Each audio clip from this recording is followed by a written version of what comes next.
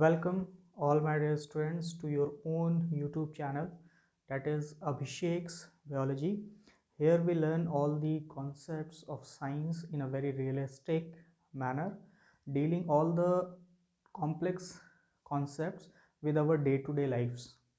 So dear students, the chapter which is going on is periodic classification of elements. इसका जो first video है that I have prepared, in which I have discussed about what is classification and why do we classify elements, what is the classification of elements. In case आपने वो video नहीं देखा है तो आप उसको चेक कर सकते हो, उसको देख सकते हो. उसमें I have explained all these things कि elements का classification क्या होता है, classification word का मतलब क्या होता है और हम एलिमेंट्स को क्लासीफाई क्यों करते हैं. ठीक है, तो जब मैंने लास्ट क्लास में मैं डिस्कस भी किया था लास्ट वीडियो में कि क्लासिफिकेशन जो बेसिकली इसका जो मोटिव है या जो इसका जो फाइनल रिजल्ट है वो हमें क्या मिला है, मॉडर्न पीरियोडिक टेबल. एलिमेंट्स को क्लासीफाई हमने किया और क्लासिफिकेशन का जो फाइनल रिजल्ट हमें मिला हुआ है that is modern periodic table, जिसमें हमने एलिमेंट्स को बहुत ही एक ऑर्डरली वे में, एक वेल अरेंज्ड वे में प्रॉपर प्लेस करके रखा हुआ है. लेकिन बच्चों ये जो मॉडर्न पीरियोडिक टेबल है वो रातों रात नहीं बन गया है ना. इस मॉडर्न पीरियोडिक टेबल को बनाने के लिए बहुत सारे साइंटिस्ट ने अपना कंट्रीब्यूशन दिया है और एक प्रॉपर एक जर्नी है. ठीक है, उस जर्नी के फाइनल जो आउटकम है, उस जर्नी का जो फाइनल रिजल्ट है that is the modern periodic table. जो एक पूरी जर्नी थी उसका जो फाइनल आउटकम हमें आया that is modern periodic table, वो है. ठीक है, तो इस पर्टिकुलर वीडियो में हम देखेंगे कि कैसे क्या क्या अटेम्प्ट्स हुए एलिमेंट्स को क्लासीफाई करने के लिए स्टेप बाय स्टेप मैनर में, और फाइनली मॉडर्न पीरियोडिक टेबल कैसे बन के तैयार हुआ, उसकी जो एक पूरा प्रोसेस है, एक पूरी जो जर्नी है, उसको we will be discussing in this video. तो एक मैंने आपको यहाँ पे देख सकते हो आप जो टॉपिक हम लोग डिस्कस करने जा रहे हैं आज, that is history of classification. और हिस्ट्री ऑफ क्लासिफिकेशन में हम लोग डिस्कस कर रहे हैं कि कैसे जो क्लासिफिकेशन है वो स्टेप बाय स्टेप मैनर में कैसे प्रोग्रेस हुआ. ठीक है, तो और क्या क्या वेरियस अटेम्प्ट्स हुए, क्या जर्नी थी, और फिर उसका जो फाइनल आउटकम है वो मॉडर्न पीरियोडिक टेबल है एलिमेंट्स के क्लासिफिकेशन का. लेकिन जो पहला अटेम्प्ट हुआ था, the first attempt, notable attempt, वैसे तो अटेम्प्ट्स और भी हुए थे लेकिन जो पहला नोटेबल अटेम्प्ट था एलिमेंट्स को क्लासीफाई करने का, है ना, दैट इज़ डोबर्नियर्स ट्रायड्स, है ना. तो फर्स्ट अटेम्प्ट जो हमें पढ़ना है वो है डोबर्नियर ट्रायड्स का. फिर जो उससे थोड़ा बेटर अटेम्प्ट था that was Newlands law of octave. Newland ने अपना एक अटेम्प्ट किया, कोशिश करी एलिमेंट्स को क्लासीफाई करने की, और उस कोशिश को उन्होंने एक लॉ के फॉर्म में प्रेजेंट किया, उसको हमने कहा Newlands law of octave. Then फिर उससे बेटर आया आपका मेंडलीव पीरियोडिक टेबल, और उसको भी फिर और ज़्यादा रिफाइन किया गया, उसका भी जो एक एडवांस वर्जन आया वो क्या आया, मॉडर्न पीरियोडिक टेबल. तो इस तरीके से स्टेप बाय स्टेप मैनर में जो एलिमेंट्स हैं उनका क्लासिफिकेशन चला, और जो आपको फाइनल रिजल्ट मिला वो क्या मिला, मॉडर्न पीरियोडिक टेबल. अब आप यहाँ पे देखिए ज़रा, एक बड़ा इंपॉर्टेंट पॉइंट मैंने यहाँ पे लिखा हुआ है, ये चीज़ आपको हमेशा अपने माइंड में रखनी है कि जो क्लासिफिकेशन के अर्लियर 3 अटेम्प्ट्स थे ना, क्लासिफिकेशन के जो अर्लियर 3 अटेम्प्ट्स थे, जैसे डोबर्नियर ट्रायड्स हुआ, न्यूलैंड्स लॉ ऑफ ऑक्टेव हुआ, मेंडलीव्स पीरियोडिक टेबल हुआ, ये सारे जो अर्लियर 3 अटेम्प्ट्स थे they were based on atomic mass of elements, है ना.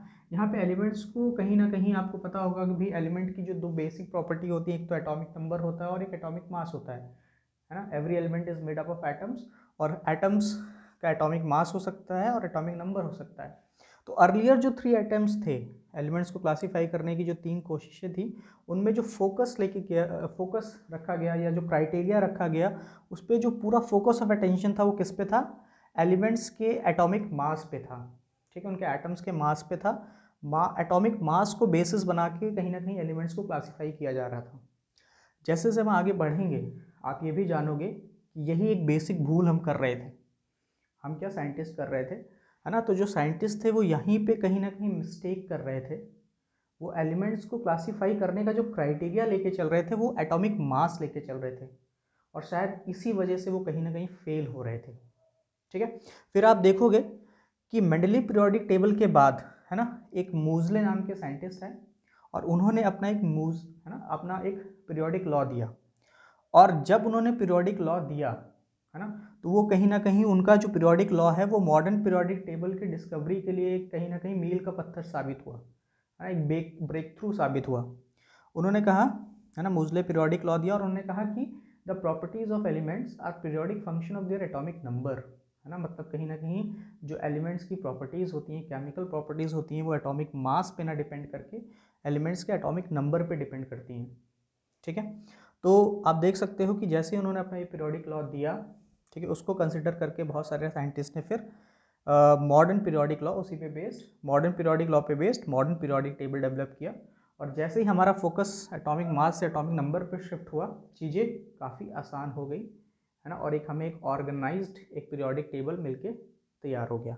ठीक है, तो मैं आपको सिर्फ ये बताना चाह रहा हूँ कि आपको ये चीज़ फोकस रखनी है कि जो अर्लियर 3 अटेम्प्ट्स थे क्लासिफिकेशन के, they were based on atomic mass of elements.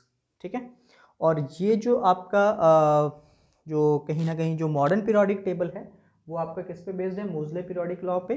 और मोज़ले लॉ पीरियोडिक लॉ यही कहता है कि जो प्रॉपर्टीज़ है एलिमेंट्स की, केमिकल प्रॉपर्टीज़, वो ज़्यादा बेहतर गवर्नड होती हैं उसके एटॉम या डिपेंड करती हैं उसके एटॉमिक नंबर पे, ना कि एटॉमिक मास पे। एटॉमिक मास आई होप आप जानते होंगे क्या होता है। Atomic mass is nothing but the mass of the atoms. आप जानते हो हर एलिमेंट एटम से बना होता है। ठीक है, एटम्स पार्टिकल्स हैं तो उनका कुछ वजन होगा, उनका कुछ मास होगा। और 9th क्लास में आपने पढ़ा होगा कि एटम्स का जो मास होता है वो कहीं ना कहीं उसके न्यूक्लियस पे डिपेंड करता है।